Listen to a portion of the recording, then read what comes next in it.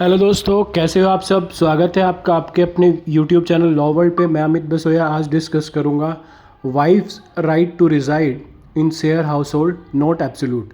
DV act, Delhi high court. Case का नाम है XYZ state of NCT of Delhi, citation 8136 DHC। तो इस केस में बेसिकली हुआ क्या है कि सेक्शन 19 जब हम पढ़ेंगे डोमेस्टिक वायलेंस एक्ट का, तो वो ये बात बोलता है कि कोई भी एग्रीव्ड पर्सन बेसिकली इसमें कोई भी वुमेन होती है, महिला होती है, और वो शेयर हाउस होल्ड में अपना राइट क्लेम कर सकती है। वो उसे कोई भी ज़बरदस्ती घर से बाहर नहीं निकाल सकता। तो शेयर हाउस होल्ड का मतलब क्या होता है, इस जजमेंट में क्या हुआ है, ये सब हम देख लेते हैं। Section 19 of the DV act, this section grant a women the right to reside in the share household where she live with her husband or in-laws after marriage, regardless of her ownership or proprietary right over the property. The purpose is to provide protection and security to women facing domestic violence. तो अब suppose करो कोई women है, वो अपने husband या in laws के साथ रह रही है। अब ये तो कन्फर्म है हर किसी प्रॉपर्टी में 99 प्रॉपर्टी में उसके इन लॉज का या हस्बैंड का ही राइट होगा। तो कल को अगर वो कोई उसके अगेंस्ट में वायलेंस करते हैं या उसे बाहर निकालना चाहते हैं, वो नहीं निकाल सकते, क्योंकि सेक्शन 19 एक प्रोटेक्शन प्रोवाइड करा रहा है उस वुमेन को। उसे बोलते हैं शेयर हाउस होल्ड में उस वुमेन का भी रहने का उतना राइट है जितना राइट उसके इन लॉज का या उसके हस्बैंड्स का है। अब मुद्दा ये आता है, क्या ये राइट एब्सोल्यूट राइट है? However the court clarified that this right is not absolute right. अब यहाँ देख लेते हैं शेयर हाउस होल्ड का मतलब क्या होता है। Under section 2S of the DV act, a share household is defined as a residence where the woman has lived in a domestic relationship with her husband or his family.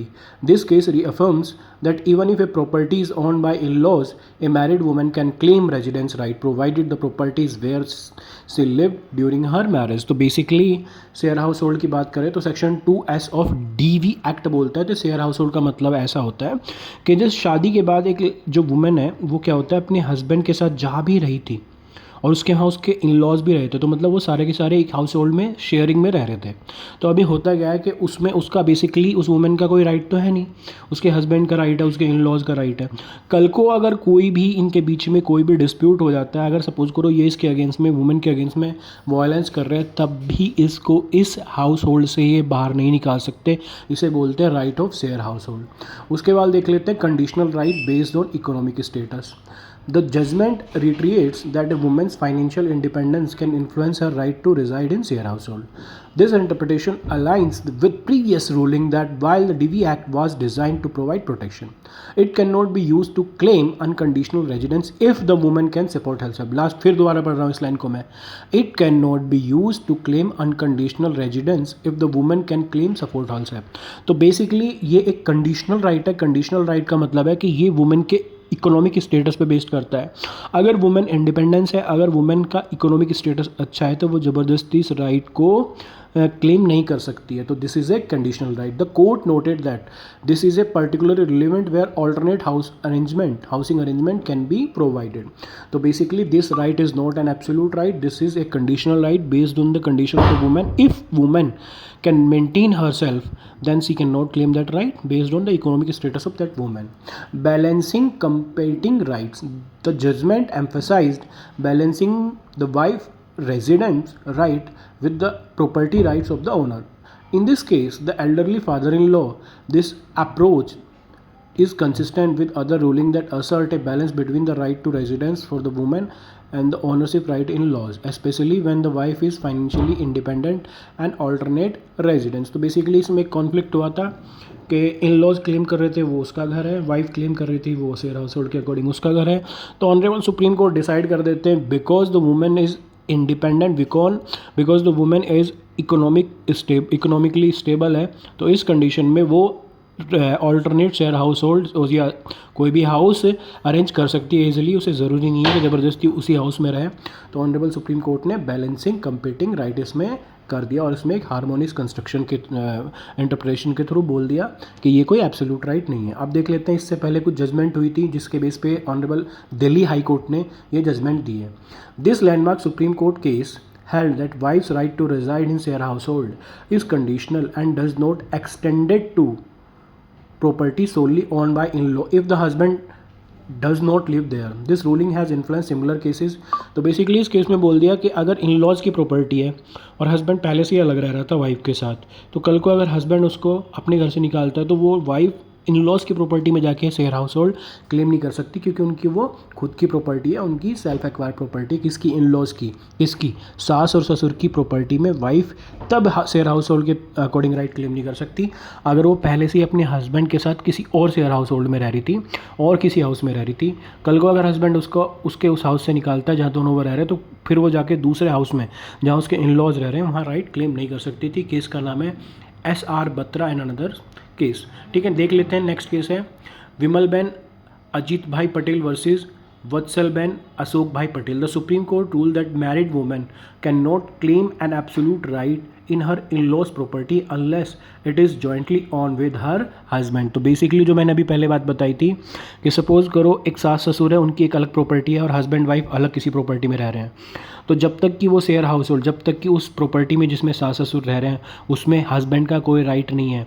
अब क्योंकि husband और wife तो पहले से अलग रह रहे हैं, कल को अगर इनके बीच में कोई डिस्प्यूट हो जाता है तो अब वाइफ बोले कि मैं अपने हस्बैंड की प्रॉपर्टी से प्रॉपर्टी क्लेम नहीं कर रही, शेयर हाउस होल्ड क्लेम नहीं कर रही, मैं अपने इन लॉज के पास जाके शेयर हाउस होल्ड क्लेम कर रही, मैं तो उनकी प्रॉपर्टी में रहूँगी, ऐसा वो नहीं कर सकती। The supreme court rule that married women can not claim this right with in laws properties.